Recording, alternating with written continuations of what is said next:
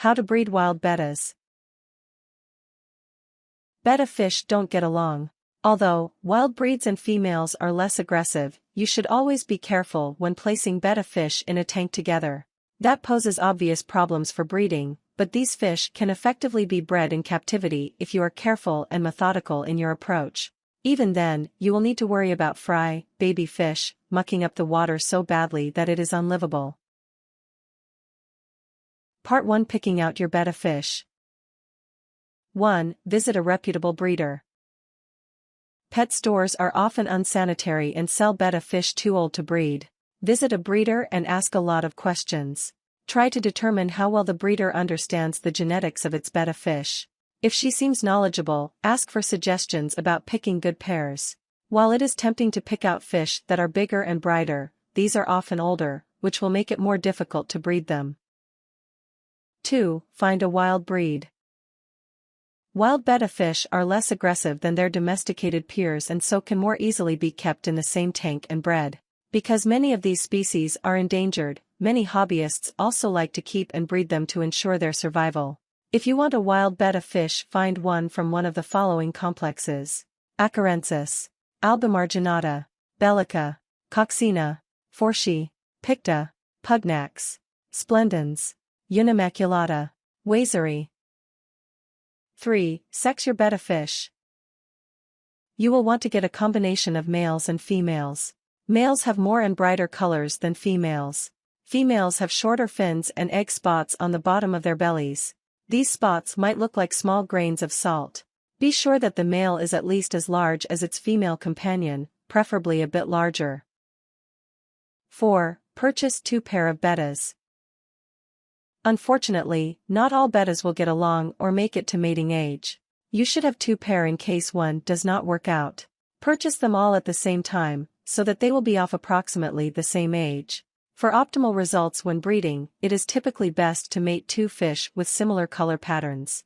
Try to purchase 4 fish that are of a similar breed, possibly even of the same family. Part 2: Playing matchmaker for your betta fish. 1. Keep them separated. Bettas are an aggressive species. With some exceptions, betta fish have difficulty being in a bowl together. In general, you should keep them in separate aquariums. When you are prepared to breed them, it is imperative that it be in a tank that is at least 20 gallons large, with no other fish. Wild betta breeds are less aggressive and can often be kept together. Domesticated species were typically bred to be fighting fish and are thus highly aggressive. Wild breeds are more sedate, but you should still be careful when introducing wild bettas to each other. Females betta fish are also less aggressive than their male counterparts. They will chase other bettas, but they are less likely to bite and seriously injure each other. You can keep as many as 3 female betta fish in a single tank, though you should monitor their behavior to ensure that their aggression does not escalate. Male betta fish can be kept in a large tank with fish of other species, especially if they have different color patterns. When you are ready to breed your bettas, however, they will need a separate tank for themselves. Only the male and the female can be in the tank with the fry, and even they can only be there for a brief period of time. 2. Fatten up your betta fish. Your bettas will become more likely to breed when you fatten them up. For about a 2-week period, switch from pelleted food to a wide variety of live foods. Try brine shrimp, black worms, tubifex worms, and daphnias. Feed a variety of foods, 2 to 4 times a day. You can recognize when a female is getting ready to breed because she will get larger. You might even be able to see the eggs growing underneath her skin. Vertical stripes might also appear on her body. Well-conditioned males, on the other hand, will begin to produce bubble nests. These are small collections of bubbles which should accumulate on the top of the water, near the edge of the tank. Live feed should be available at most pet stores. You should aim to feed the fish as much as they can take. If any food remains in the tank after 5 minutes, you have fed them too much. Clean out any renaming food to prevent contamination of the aquarium. 3. Let your betta fish get to know each other. While conditioning your bettas, place a male and female couple where they can see each other without being able to interact.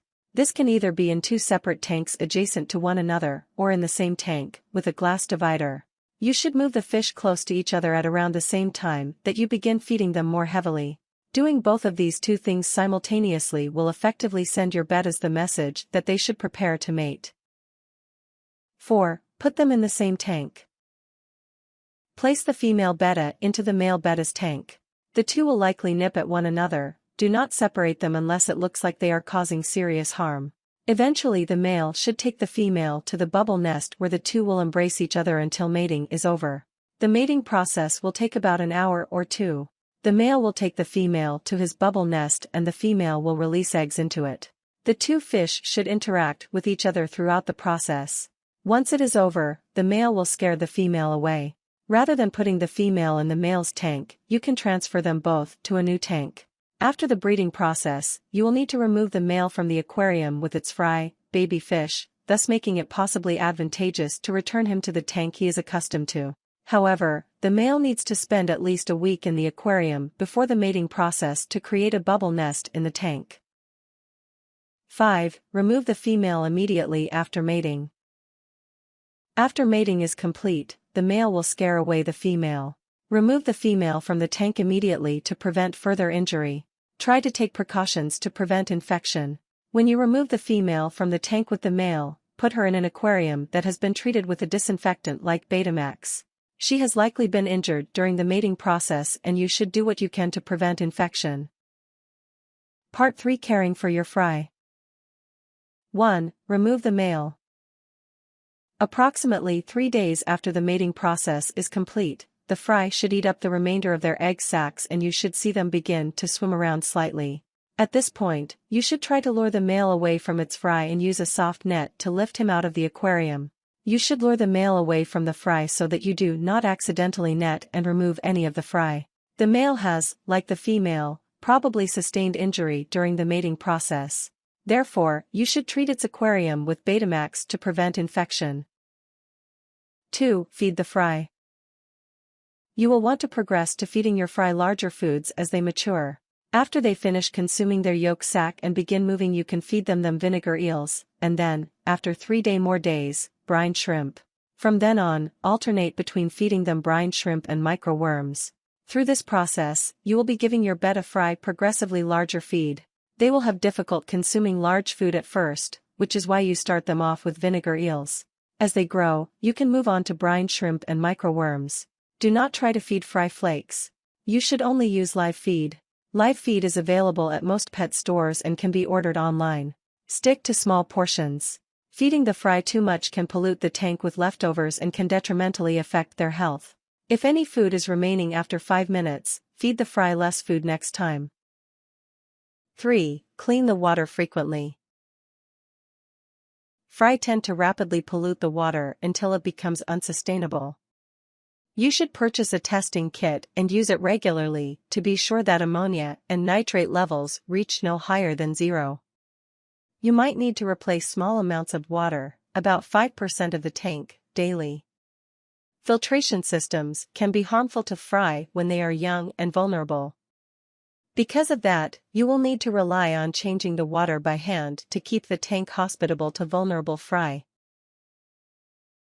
4. Maintain a stable water temperature. Keep the temperature in the tank stable at around 75 to 80 degrees Fahrenheit. Keep the aquarium away from windows, heater, vents, or other household items that could cause the temperature to fluctuate. 5. Separate fry after about 2 months. Because of their aggressive nature, betta fish cannot live together indefinitely.